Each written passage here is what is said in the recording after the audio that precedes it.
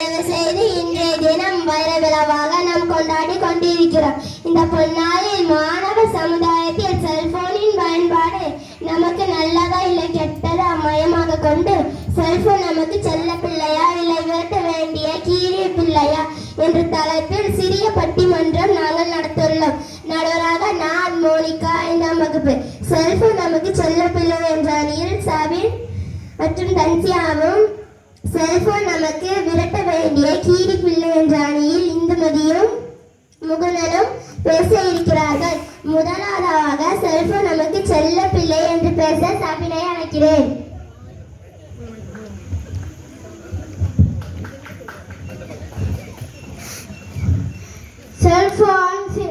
செல்போனுக்கு இன்சேவர் அமர்ந்திருக்கும் நடுவர் அவர்களே, ஆப்ஸ்டர் போல அப்டேட்டாக இருக்கும் மேண்டனி நண்பர்களே, உச்ச முட்டைகளாக வந்திருக்கும் மேண்டனி நண்பர்களே, வாட்ஸ்அப் மெசேஜ்கள் போல கூட்டமாக கூடியிருக்கும் அருமை பெற்றோர்களே, உங்கள் அனைவருக்கும் எனது வணக்கத்தினை உரித்தாக்குகிறேன்.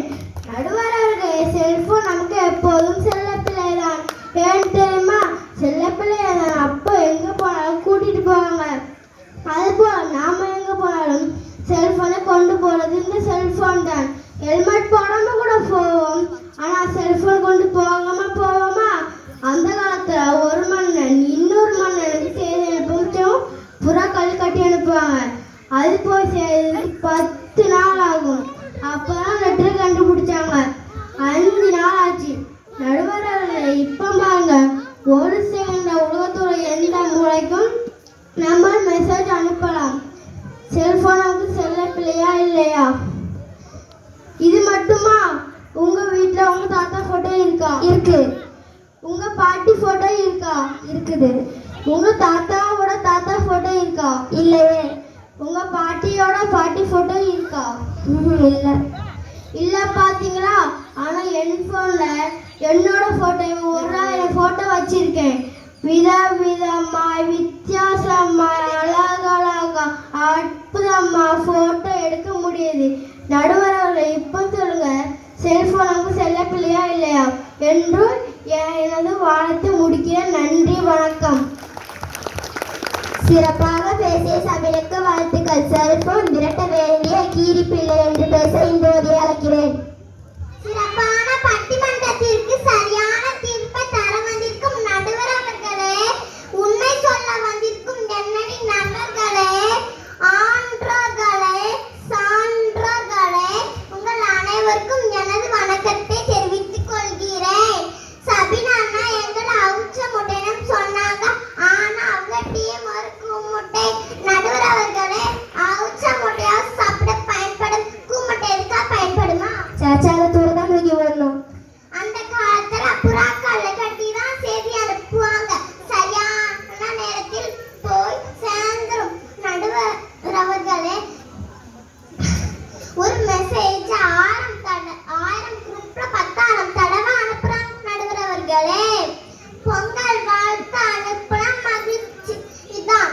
ஆனால் அந்த பொங்கல் வாழ்த்து அழிக்கிறதுக்குள்ளேயே பொங்கலே முடிஞ்சு போயிருது. நடுவர் அவர்களே, என்ன கொடுமை! இப்படி நம்முடைய நேரத்தை வீணாக்கிக்கிறது இந்த செல்போன். என்னைக்குமே கீரிப்பிள்ளை மாதிரி தான். எல்லா வீட்லயும் சோறு இருக்கும் இல்லையா? ஆனா அவங்க கையில செல் மட்டும் இருக்கும். நடுவர் அவர்களே, எங்க உள்ளன்னு சொல்லுவாங்க, சிறங்கி இருக்கிறவன் கையும் செல்லி இருக்கிறவன் கையும் சும்மாவே இருக்காது. செல்போன் நம்மளுக்கு கீரி பிளம் சொல்றதுக்கு காரணம் இருக்குது. நடுவர் அவர்களே, இப்பெல்லாம் பசங்க செல்போன் வாங்கி தந்தானா ஸ்கூலுக்கு போவே அனுப்பி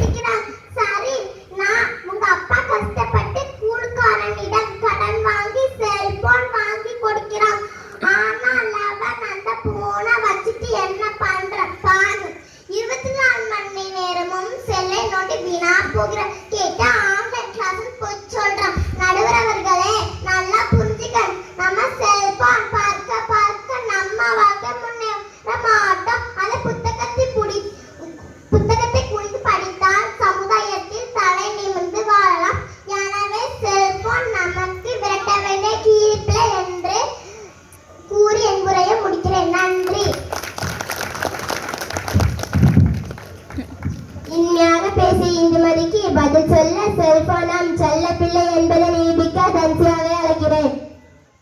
மேடையிலே நிலைமதியென வீற்றிருக்கும் நடுவர் அவர்களே, நிலைத்தடுமாறி பேசிக் கொண்டிருக்கும் எதிரணி நண்பர்களே, பட்டிமன்றத்தை காண வந்திருக்கும் அருமையானவர்களே, உங்கள் அனைவருக்கும் எனது வணக்கத்தை தெரிவித்துக் கொள்கிறேன். செல்போன் போன்ற அருமையான அற்புதமான கண்டுபிடிப்பு உண்டா? செல்போனால் நமக்கு ஏற்படும் நன்மைகள் எவ்வளவோ உள்ளன.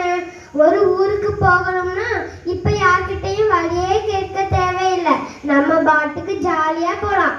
ஏன்னா நம்ம போன்ல ஜிபிஎஸ் இருக்கு. போன்ல பாட்டை போட்டுட்டு ஜிபிஎஸ் பார்த்துட்டு நம்ம பாட்டுக்கு போகலாம். நம்ம எதிரணி நண்பர்கள் சொல்றாங்க, ஒரு ஊர்ல ஒரு பையன் செல்போன் வாங்கிட்டு படிக்காம போயிட்டானா.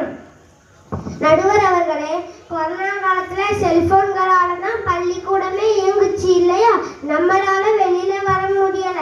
அந்த கடினமான சூழ்நிலைக்கு கூட ஆன்லைன் வகுப்பு வச்சு நடத்தினது இந்த செல்போன் தான். நடுவர் அவர்களே, வீட்டுல திடீர்னு கரண்ட் போயிடுச்சு, என்ன செய்வீங்க? போன்ல பேச நம்ம எதிரணி நண்பர்களும் அதைத்தான் செய்வாங்க. ஆனா இனிமேல் கரண்ட் போயிடுச்சுன்னா அவங்க செல்போன் எடுக்க முடியாது. சிக்கி முக்கி கல் எடுத்து உரசிக்கிட்டே தான் இருக்கணும். நடுவர் அவர்களே, ட்ரெஸ் சூப்பரா இருக்கு, எங்க வாங்குனீங்க? வேற எங்க அசோகால தான். எவ்வளவு நேரம் ஆச்சு? காலையில 11:30 மணி பஸ் பிடிச்சி அசோகால போய் வாங்கிட்டு வரதுக்கே சாயந்தரம் ஆயிடுச்சு. ஆனா இனிமேல் நம்ம ஒரு பொருளை வாங்கணும்னா கூட நம்ம நேரத்தை வீணாக்க வேண்டாம். ஆன்லைன்ல ஆர்டர் போட்டா சுடு தண்ணியில இருந்து சுமோ கார் கூட வாங்கிடலாம்.